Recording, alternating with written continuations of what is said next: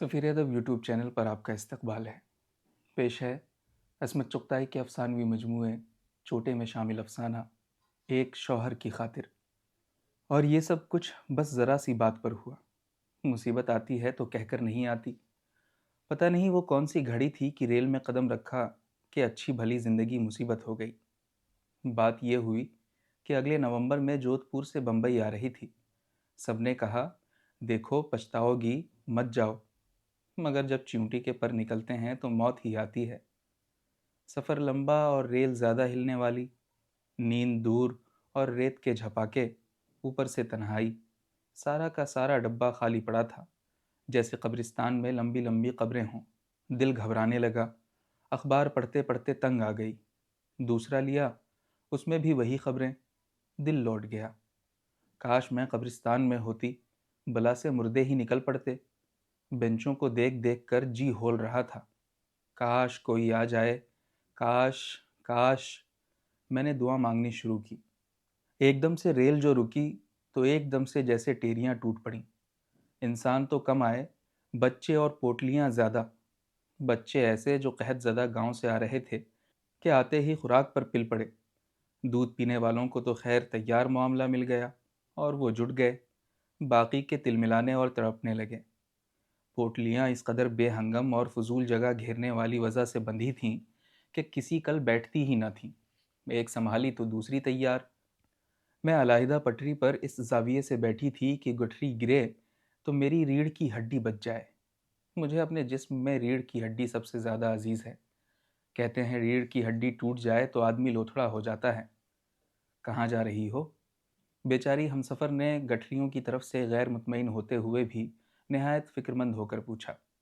मैंने जल्दी से बताया और फिर उनकी तवज्जो उस बजनी गठरी की तरफ मुनतिफ़ की जो शायद बर्तनों की थी और ज़रा सी ठेस से गिरने को तैयार थी।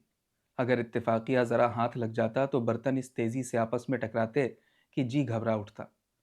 कहाँ से आ रही हो? मैंने ज़रा कम मुस्तादी से बताया। मैके जा रही हो? जब तक शादी न हुई हो तब तक जगत मैका ही है और कहीं भी नहीं। यानी मैका और ससुराल का सवाल ही नहीं। लिहाजा मैं चकराई। सोचा अंदाज़न किस सूबे में शादी होने का ख़तरा है। मियाँ के पास जा रही हो? नहीं। मैंने चाहा मौजू बदल जाता तो अच्छा होता।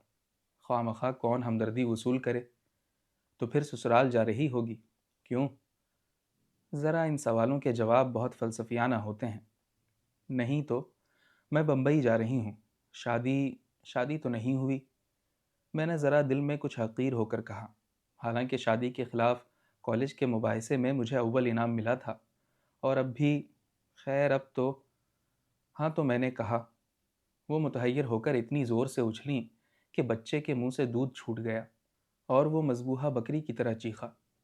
मैंने ध्यान बटाने को उनकी तवज्जो बच्चे की तरफ करना चाही, मगर वो टटोल टटोल कर बच्चे की नाक में दूध ठूसने लगी। और मैं यहाँ लिखना नहीं चाहती कि मुझे उन्होंने किस रहम और मेहरबानी भरी नज़रों से देखा। उन्हें मुझ पर मोहब्बत सी आने लगी और मैं डरी कि वो कहीं मुझे चिमटा कर रो न पड़ें। उनका दिल बहलाने के लिए मैंने चने वाले को बुलाया, मगर वो वैसी ही उदास रहीं। उन्होंने मुझे दो एक दांव पेच एक अच्छा सा शौहर फांसने के बताए, जो बाद में तजर्बे से कतई बेकार साबित हुए। मेरी दुआ शायद ज़रूरत से ज़्यादा कबूल हो गई, या शायद मेरी खुदा के हुजूर में कातिबीन की गलती से दोबारा अर्ज़ी पेश हो गई कि एक फ़ौज इंसानों की फिर आई। इस फ़ौज में बड़े बड़े रेशमी बुरक़े और छतरियाँ ज़ायद तादाद में थीं। उनके साथ गत्ते भी थे, जिनके टुकड़े नाप नाप कर इतने बड़े काटे गए थे कि रेल के किसी कोने में ठीक से न रखे जा सकें। उनके बिस्तर और संदूक भी कुछ ऐसे थे जो किसी पटरी के ऊपर या नीचे किसी अंदाज से भी न रखे जा सकते थे। इन बीवियों ने आते ही रेल में हल्ला चिली मचा दी। संदूक और पुलंदे घसीट कर तबाह कर दिए। पहले वाली मुसाफिरा की ज़िद्दी पोटलियाँ, जो शायद ताक में थीं, बच्चों और औरतों पर गिरीं और वो सब एक दूसरे पर गिरे। कहाँ जा रही हो? ये भी कुछ परेशान थीं। बताया। कहाँ से आ रही हो? बोली। हालांकि अभी ठीक से जमी भी न थी। बुर्का फांसी लगा रहा था, मगर बताया। मैके जा रही हो या ससुराल? काश मुझे मालूम होता, मगर चूकने का मौका न था। ससुराल। ऐसे कहा कि वो हमसफ़र जो पहले जिरह कर चुकी थीं न सुन पाएं। क्या करते हैं मियाँ? अब मैंने सोचा कुछ तो करते ही होंगे, बेकार तो काहे को फिरते होंगे। मगर काश वो मुझे ये भी बता देते तो अच्छा ही था। बहरहाल निकट्ठू तो ना होंगे। पर वो खुद ही बोली, रेलवे में हैं? हाँ हाँ, मैंने पुरशौक लहजे से उन्हें यकीन दिलाया। ये ठीक रहा। मैंने सोचा, रेलवे का आदमी खूब रहेगा, मज़े से मुफ्त के टिकट तो मिलेंगे, हिंदुस्तान भर में घूम लो। और मुझे वर्दी भी इन कमबख्तों की पसंद है, खुसूसन वो टोपी और सीटी, लाल हरी झंडी। अच्छा ही हुआ जो ये बेचारी मिल गई, वरना अपने को तो कभी गार्ड बाबू वगैरह का ख्याल भी नहीं आया। हाँ, सच तो है। कौन काम पे हैं वो रेल में? किसी ठीक ही काम पर होंगे, और क्या। मुझे ख्याल ही ना आया कि गार्ड बाबू की बीवी बनना आसान है, मगर ये तफसील तो ज़रा भारी खुराक है।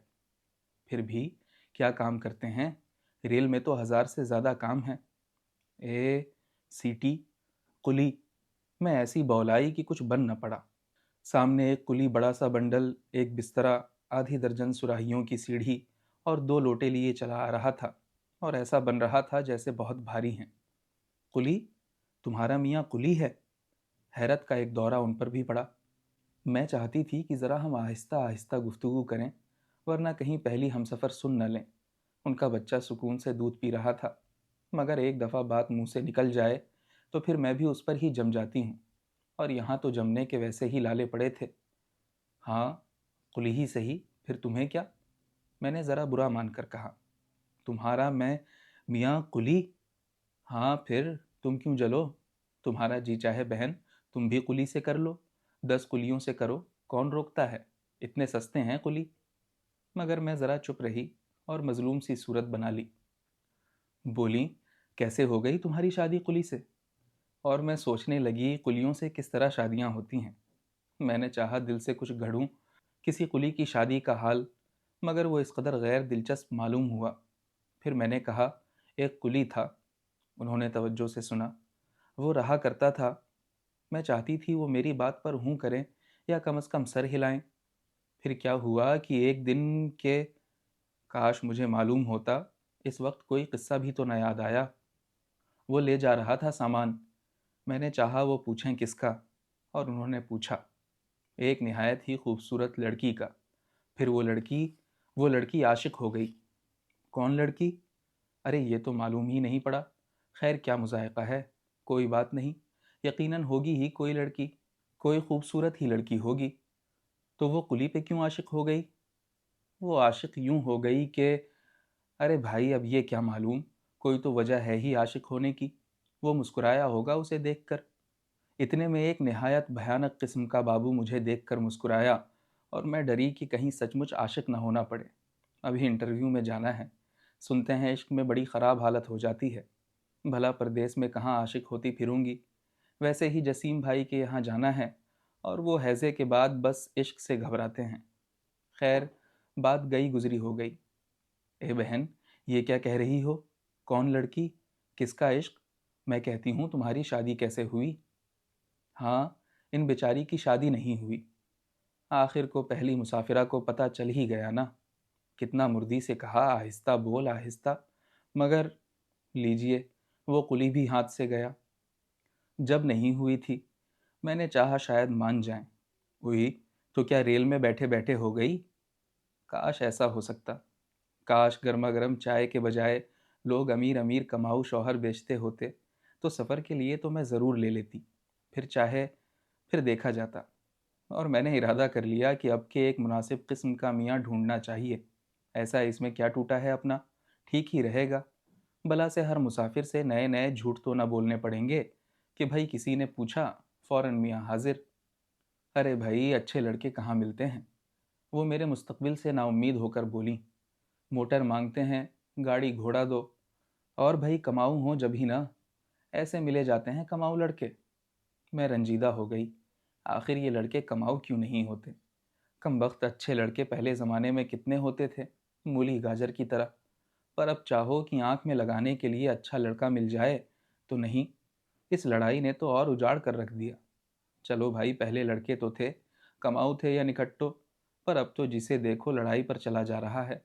लो साहब, یہاں تو بیویاں تانے دے رہی ہیں اور لڑکے ہیں کہ مرنے کٹنے پر تلے ہوئے ہیں۔ تم پھر شادی کیوں نہیں کر لیتی؟ ایک بولیں۔ جیسے آپ کی مرضی، میں نے اس معصوم لڑکی کی طرح کہا جس سے والدین شادی طے کرنے کے بعد روشن خیال بننے کے لیے رائے لیتے ہیں۔ کب کرو گی پھر؟ اب نہیں کرو گی تو؟ اب یعنی ابھی؟ میرے خیال میں تو اگر جنکشن تک ٹھہر جاتے تو اچھا تھا۔ کیا؟ یہی کہ جب آپ کی مرضی ہے تو پھر کیوں اس نیک کام میں دیر کی جائے؟ کیسا نیک کام؟ کیا کہہ رہی ہے لڑکی؟ بہت ہی گھبرائیں۔ میں نے پوچھا بھائی شادی کیوں نہیں کرتی تم؟ دوسری بولی، تم کیوں نہیں کرتی شادی؟ بس میں اب کافی جل اٹھی تھی۔ حالانکہ ان کا بچہ مسلسل دودھ پی رہا تھا، مگر میں نے اسے نظر انداز کر دیا۔ ہوئی معلوم ہوتا ہے کچھ دماغ بھی خراب ہے۔ وہ بچے کو اور واضح طور پر سامنے لائیں تاکہ یہ نہ معلوم ہو کہ وہ صرف گود میں سو رہا ہے۔ تو اچھا، تو تمہاری شادی ہو گئی؟ کب کی تم نے شادی؟ میں نے بہت بے تکلفی سے پوچھا۔ ہمارے ماں باپ نے کی ہماری شادی، ہم خود کیوں کرتے؟ تو آپ شادی کے خلاف ہیں؟ ٹھیک ہے، بالکل ٹھیک، میرے بھی ماں باپ نے شادی کی۔ جاہل انسان۔ اس کے بعد وہ کچھ مقدر سی ہو گئیں اور غمگین ہو کر ناشتے دان میں سے امرتیاں نکال کر غم غلط کرنے لگیں۔ اے خدا، تو جب دعائیں قبول کرنے پر آتا ہے تو یوں دعا قبول کرتا ہے؟ تیرے بندوں کو کسی کل چین نہیں۔ یہ تیری ناچیز بندی تنہا تھی، اس نے دوسرا حد چاہی تو تو نے یوں عذاب کی طرح مسافر نازل کرنا شروع کیے، اور مسافروں سے زیادہ اسباب۔ ویسے بھائی ہمیں کیا حق کہ بے بات تیری مصلحت میں دخیل ہوں، مگر پروردگار، اتنا تو سوچا ہوتا کہ انسان میں تو نے جتنی برداشت دی ہے اتنا ہی بوجھ لاد۔ کہتے ہیں ہم تو بس۔ اور میں دل میں ڈری کہ اگر دعاؤں کے قبول ہونے کا یہی ڈھنگ رہا تو کہیں وہ شوہر کے لیے جو ابھی ابھی دعا مانگی تھی اس کا بھی کچھ ایسا ہی قصہ نہ ہو جائے، اور لے چلا چل ایک پہ ایک، میرا تو دم ٹوٹ جائے گا۔ میں ایک کے ہی قمیص میں بٹن لگا دوں اور چائے بنا دوں تو بہت جانو، مجھ سے بھلا اتنے کاہے کو جھیلے جائیں گے؟ سست مٹی ویسے ہی ہوں، اب اتنے میاؤں کو کون میرے بیٹھ کے بھگتے گا؟ کہتے ہیں کہ ڈاک خانے میں اگر بھولے سے کوئی غلط خط پڑ جائے تو تھوڑی سی رشوت دے کر واپس لے سکتے ہیں۔ کاش دعاؤں کے معاملے میں بھی کچھ ایسا ہی انتظام ہوتا، مگر دعا ایک دفعہ مانگی جا چکی تھی اور پے در پے قبول ہو رہی تھی۔ نئی ہم سفر بہت ہی خلیق معلوم ہوتی تھیں اور ضرورت سے زیادہ رقیق القلب، کچھ نازک سی شاعرانہ بیماری، کچھ آہستہ بولنے کی عادی۔ مجھے ان پر بے بات پیار آنے لگا۔ حیدرآباد جا رہی ہیں آپ؟ انہوں نے بڑے وثوق سے پوچھا۔ میں ڈری کہ انکار کروں گی تو خفا ہو جائیں گی، لہٰذا بڑی عاجزی سے انکار کیا اور بتایا کہ بمبئی جا رہی ہوں۔ احمد آباد سے آئی ہوں گی؟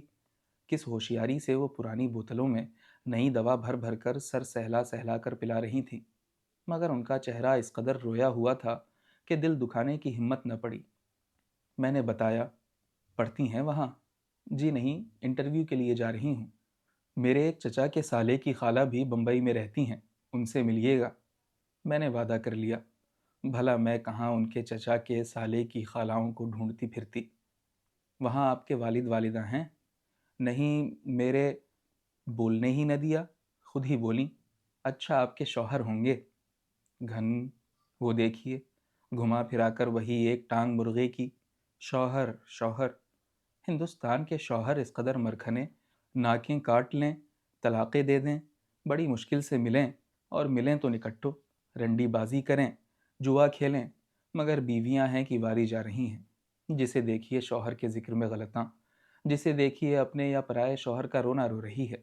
کنواریاں ہیں تو شوہر کے گیت گا رہی ہیں، بیاہیاں ہیں تو پریتم پر فدا، اور یہ پریتم کتے خون تھکوائے دے رہے ہیں۔ ان مظالم معشوقانہ پر تو یہ حال ہے، اگر ذرا لاڈ کر لیتے تو نہ جانے کیا ہوتا۔ میں نے سوچا میاؤں کے ظلم میں بھی کچھ مصلحت ہے۔ کہاں رہتی ہیں آپ بمبئی میں؟ کتنے بچے ہیں آپ کے؟ میں تو سوچ میں پڑی تھی، اور وہ میاں کے بعد بچوں کی تعداد پر اتر آئیں۔ 8، میں نے پلیٹ فارم پر کتے گنتے ہوئے کہا۔ یہ ریلوں کے ساتھ مسافروں سے زیادہ کتے کہاں سے آتے ہیں؟ 8؟ ہاں، کیوں؟ آپ کیوں برا مانتی ہیں؟ یقین نہ آئے تو اتر کر گن لیجئے۔ اب میں راستے میں کیسے اتروں؟ ہاں انشاءاللہ کبھی آنا ہوا میرے چچا کے سالے کی خالہ کے یہاں تو خیر، مگر بہن، معلوم تو نہیں ہوتا منہ سے؟ मुंह से मालूम ही क्या होता है, मैंने फ़लसफ़ियों के अंदाज में कहा। जब दुनिया से मुझे नफ़रत होने लगती है और हर चीज़ नीम मुर्दा और उदास लगने लगती है, तो मेरे दिमाग में फ़लसफ़ा भरने लगता है। शादी को कितने बरस हुए? उन्होंने कुछ देर बाद पूछा। 4 बरस 3 महीने और 8 बच्चे। ए बहन, मैं समझी थी चलो होंगे, मगर वो बहुत गमज़दा सी हो गईं। मुझे रहम आ गया, मगर मैंने तहैया कर लिया कि कुछ हो जाए अब और नहीं दबूंगी, वरना बच्चों के बाद ये नवासे पोते भी मेरे सर मढ़ देंगी, और वो बीवियां जो मेरे हाले ज़ार से वाकिफ़ हैं ऊँग न चुकीं, फिर ख्वाह मख्वाह की ले दे पड़ेगी। 8 बच्चों से वैसे ही रूह कब्ज़ होती जा रही थी। हाँ हाँ कहती तो हूँ, 8। माशा अल्लाह सब जिंदा हैं, मगर बहन ये हुए कैसे? कैसे हुए? जैसे दुनिया जहान में होते हैं वैसे ही हुए होंगे। मेरा मतलब है 4 साल में। हाँ मैं समझी। अच्छा ये मालूम करना चाहती हैं आप? तो ये हुआ कि कभी 2 कभी 3 और हे वो लर्जी। और मुझे बुरा लगा कि आखिर ये कौन होती हैं बुरा मानने वाली। ये मेरा ज़ाती मामला है, आखिर इन्हें क्या, चाहे कोई एक बच्चा दे चाहे 10। वही हुआ जिसका मुझे डर था। पिछली मुलाकात ही जाग उठी। सुना बहन, इनके 2 2 3 3 साथ हुए बच्चे। उन्होंने शिकायत की और वो घबरा कर अपने बच्चे गिनने लगीं, क्योंकि सिवाय बच्चों के उन्होंने कुछ नहीं सुना। क्या किस्सा है? दूसरी बोली। जब मामला खूब समझा दिया गया तो तीनों बिगड़ खड़ी हुईं। अभी कहती थीं शादी नहीं हुई और अभी 2 2 3 3 बच्चे होने लगे। एक ने डांटा।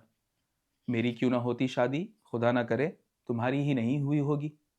बात बिगड़ने लगी। पास से एक टिकट चेकर गुजरे, या जाने कौन थे। मुझे तो हर रेल का नौकर टिकट चेकर ही सा लगता है। मैंने झुककर उनसे वक्त पूछा। वो बताने के बाद मुस्कुराने लगे और मुस्कुराते हुए चल दिए। तुम तो कहती थीं अकेली जा रही हूँ, और ये तुम्हारे। ये मेरा नवासा है। कबल इसके कि वो कोई रोमांटिक सा रिश्ता कायम करती, मैंने खुद ही अपने लिए फ़ैसला कर लिया। नवासा? तीनों चीखीं। अल्लाह, ये आज इन लोगों को मुझसे कहाँ का बैर पड़ गया था कि मेरे कुंबे के हर फर्द के जिक्र पर बन बनकर चौंक रही थीं। क्या कहती है लड़की, ये तेरा नवासा के? तो आपको क्या बहन, बाल तो सफ़ेद रखे थे उनके। दूसरी बोली। नज़ले से हो गए होंगे। मैं बड़बड़ाई, और फिर मैं बिल्कुल खिड़की से बाहर झांकने लगी। खुदकुशी को दिल न चाहा, चलती रेल से उतरने की प्रैक्टिस न की। ज़मीन सख्त और आसमां दूर, होनहार बात होकर रहती है। जब जायद सामान तुलवा कर बिल्टी देने लगा तो क्लर्क ने कहा, आपका नाम, शौहर का नाम? चुगद। मैंने दांत पीस कर कहा। चोखे? क्या होंडा नाम है। उसने मुताज्जिब होकर क्लर्क के कोहनी मारी। ये बताने की शायद ज़रूरत नहीं कि जब उसने मुझे मिसेस चोखे बनाकर रसीद दी तो मैंने उसके मुंह पर अपना बटुआ माँ एक अदद मोटी किताब के खींच मारा। और ये सब कुछ हुआ बस एक शौहर की खातिर।